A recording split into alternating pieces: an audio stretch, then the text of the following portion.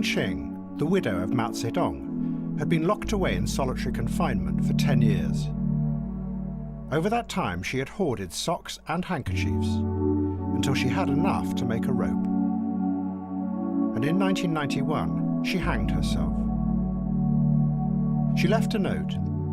It said, "Today, the revolution has been stolen by a clique led by Deng Xiaoping. The result is that unending evils have been unleashed on the Chinese people. Chairman, your student and fighter is coming to see you."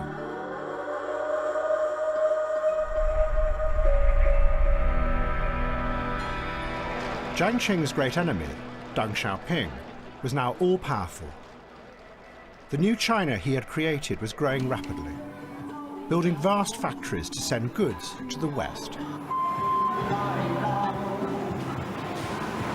He had got rid of all Jiang Qing's revolutionary dreams, but he had also smashed all visions of democracy by sending troops into Tiananmen Square.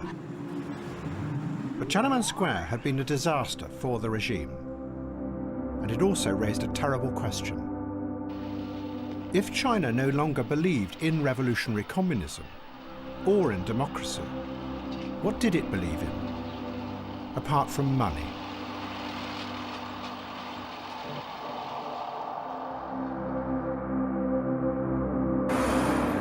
Deng Xiaoping's solution was to go back into the past and reawaken an old, powerful fear. That what had happened in Tiananmen Square had really been part of a giant conspiracy by the West to destroy China. It was a conspiracy, he said, that had been going on for 150 years. It had begun back in the 19th century, when the British had invaded China and forced opium onto the Chinese people. Deng now ordered a vast propaganda campaign to begin. Its aim was to spread the idea of a conspiracy. At the centre of the campaign was a multi-million-dollar film, including British actors.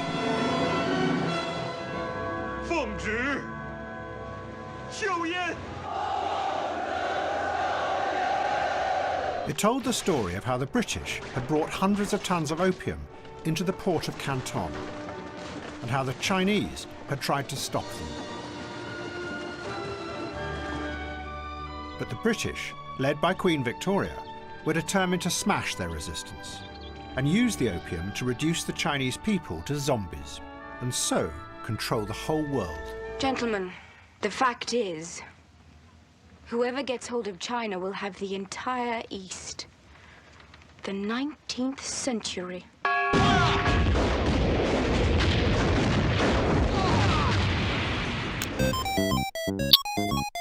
The Chinese propaganda even created an early computer game where you could fight against the British as they invaded.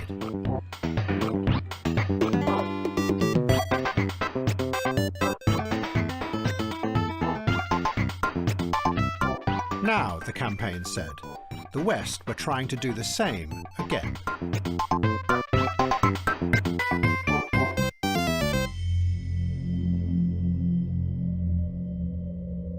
What the Chinese were alleging in their campaign was historically accurate. But what they didn't know was that the opium trade had also had powerful consequences inside Britain itself. It had started to undermine the self-confidence of the British Empire and introduce a dark and corrosive fear into the heart of British society. By the middle of the 19th century, those who ran Britain were already aware of the horrors created by the slave trade. For 200 years, the British had transported millions of Africans to become slaves in their colonies in the Caribbean and in the Americas. It had been one of the main forces behind the rise of the British Empire. Now they began to realize that they had also done something terrible to China. That by forcing opium onto the country, they had poisoned and corrupted millions of people. They hadn't enslaved them physically, they had enslaved their minds.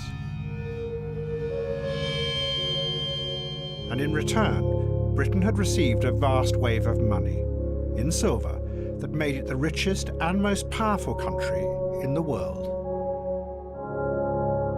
One historian wrote, "Deeply involved as it was in one of the most pernicious, yet well-organized and profitable drug trades that has ever existed, the British Empire was rotten at its heart." And that knowledge led to guilt.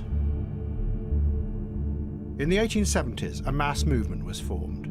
It was called the Society for the Suppression of the Opium Trade. It published pamphlets and books about the horrors that were happening in China. They caused a sensation, and hundreds of thousands joined the movement. But as the campaign grew, a strange thing happened. The guilt over what Britain had done to China began to mutate. It changed into fear. And at the end of the 19th century, a hysteria swept Britain, that the Chinese were preparing to take their revenge. There was a panic about Chinese-run opium dens in all the major cities. The truth was that there were less than 1,000 Chinese in Britain at that time, but the hysteria ran out of control. It was called the Yellow Peril. The panic also spread through America, especially the West Coast, where there were Chinese migrant workers. Novel after novel was published in both Britain and America with Chinese villains who were trying to destroy Western civilization. It culminated with the invention of a global villain, Dr. Fu Manchu. Fu Manchu is described by his creator, a novelist called Sax Rohmer, as a yellow Satan, an archangel of evil who wants to take over the whole world and revenge himself on the white race. The injection of the serum will make his brain mine. In other words, he becomes a reflection of my will.